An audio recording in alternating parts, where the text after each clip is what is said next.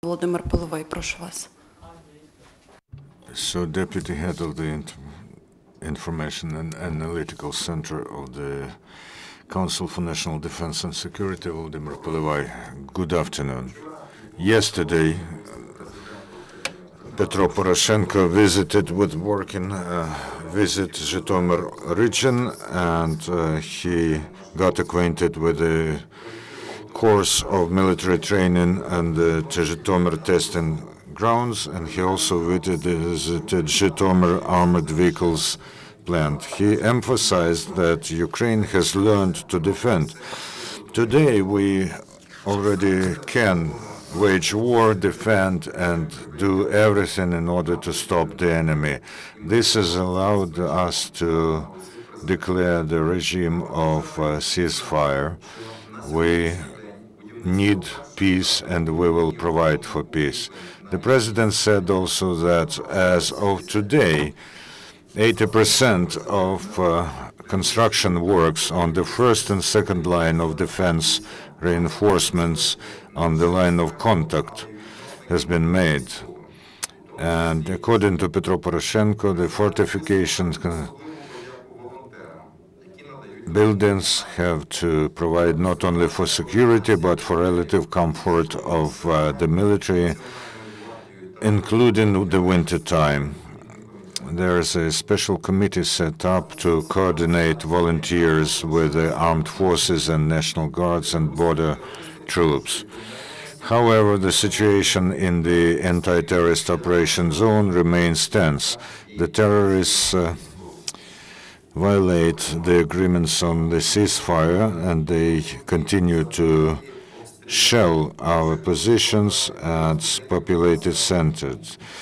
During the last 24 hours, the militants from artillery shelled residential blocks in several populated centers in Donetsk, in Kuybyshev and Petrovsky districts, and the village Nikishine of Shakhtarsk district, Donetsk region.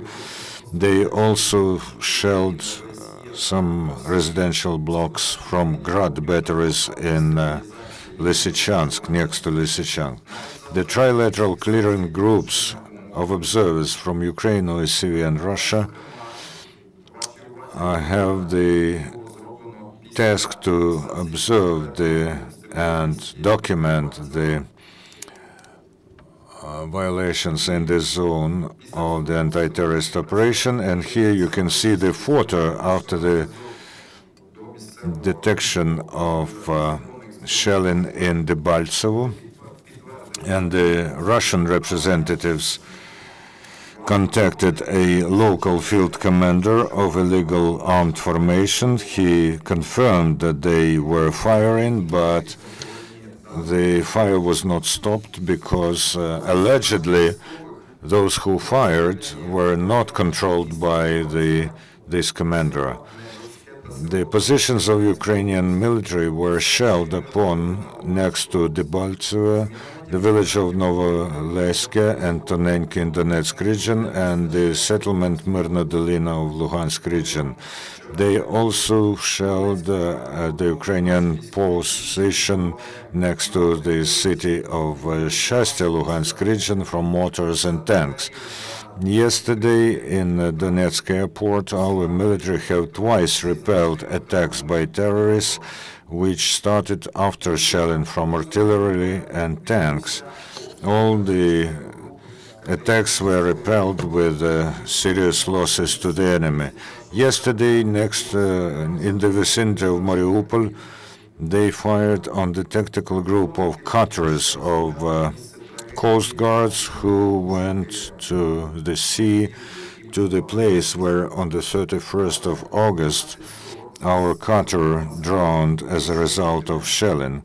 However, at 20 to 2 p.m. from the vicinity of the village of Shirokine, from the distance of almost 5.5 kilometers, the enemy fired against on our cutters from mortars, and the crews had to withdraw the cutters.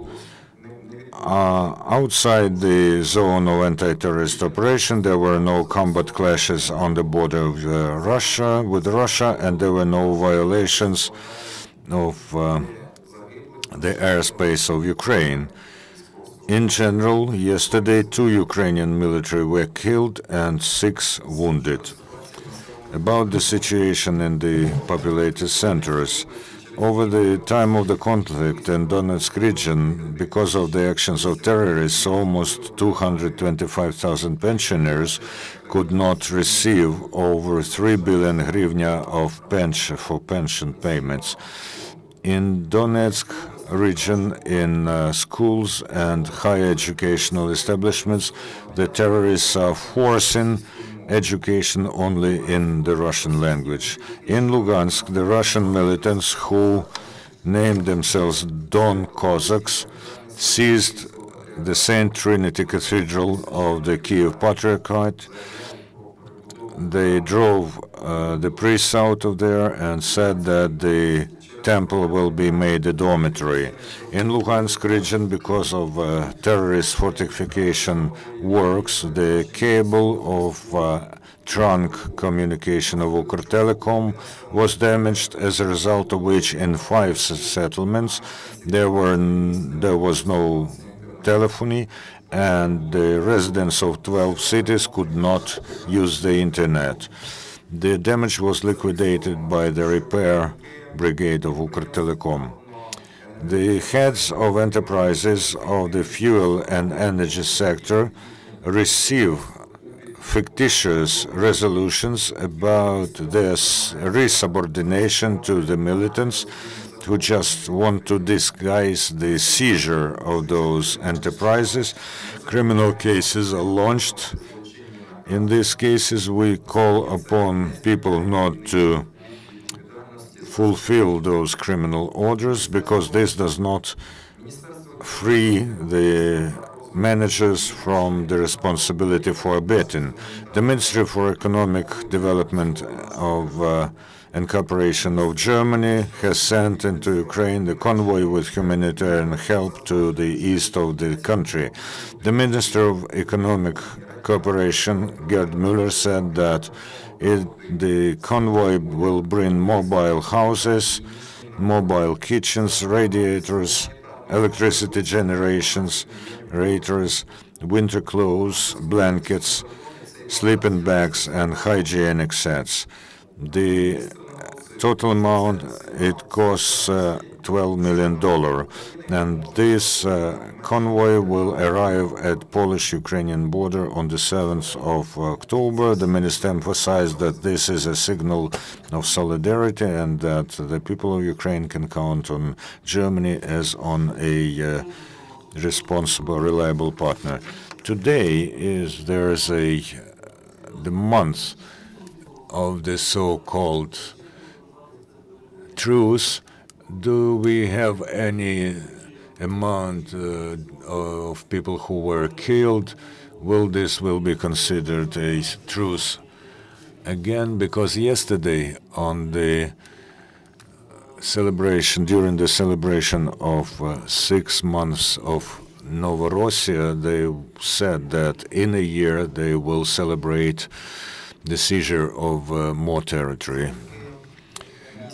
Because due to the month of this truce, more than 1,000 Ukrainian military and hostages were freed from captivity.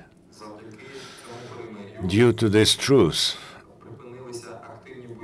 active combat actions and offensives against our positions have stopped. We do not see violations of the ceasefire along the entire line of contact with illegal armed formations, but only in some regions. You can see those districts and localities on our map. They are mostly next to Debaltsevo. This is also Donetsk airport and the vicinity of the city of Shastya. Sometimes it is also linked to the violation of ceasefire by uncontrolled bandit formations, and we recognize this problem. Do we have another statistics? How many terrorists were killed during this month? For instance, in some hottest spots. We try not to cause criticism while quoting unchecked information. You have probably read the appeal of the military of the Donetsk airport, who say that the bodies of killed people, or the dead bodies, are just covering the approaches to the airport, and no one actually counts them. This is probably a testimony of the attitude towards their personnel on the side of terrorists. And because there is no combat action, we do not seize territory and we do not count the dead. But if we can see that some 5 people were killed, then we say close to 5 people. And what is this line of contact? Could you tell us could you show it on the map, and when the construction will be finished? The line of delineation, which was talked about during the Minsk negotiations, you see blue and yellow space on the map. These are the maps. These are the regions that are controlled by the Ukrainian authorities, and the gray and brown color is what the Ukrainian power authority does not concern. So the line of delineation is approximately there, where you can see it on the map. So we're talking about it. What were the fortification buildings there, objects there? The ones on this line that are providing for the defense and protection of our military, where our military units are located. That's why we mentioned the winter stay. Could you tell us, please, Reuters? We have the information that Germany wants to send drones to Ukraine and 200 military. What do you know about this?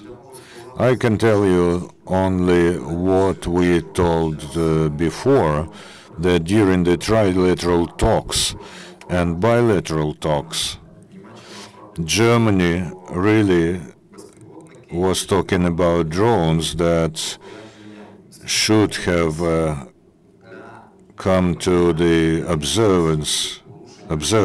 observation mission to document the violations of the ceasefire regime. If you are talking about drones that should be used with a military aim, we don't know anything about this. And what about the personnel? I don't have this information. What are they going to do here? Well, Germany is not a side here. Their position has always been consistent. They were calling upon peaceful opportunities to solve this conflict, so I don't know anything about this military. Is there any news about the work of the trilateral work group? You mean the observers groups on location? We showed you some photos today. They were taken by this group next to Debaltseve, and this actually shows you the format of their work. They documented the shelling, they questioned people, they tried to contact someone in order to stop the firing, they contacted a commander of illegal armed formations, and he answered, sorry, the ones who are firing, we do not control them.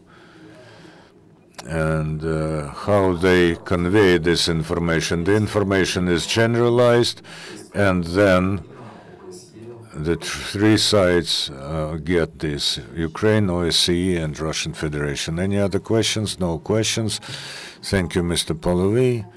And the schedule for tomorrow will appear by the end of the day on our site. So today our work is finished.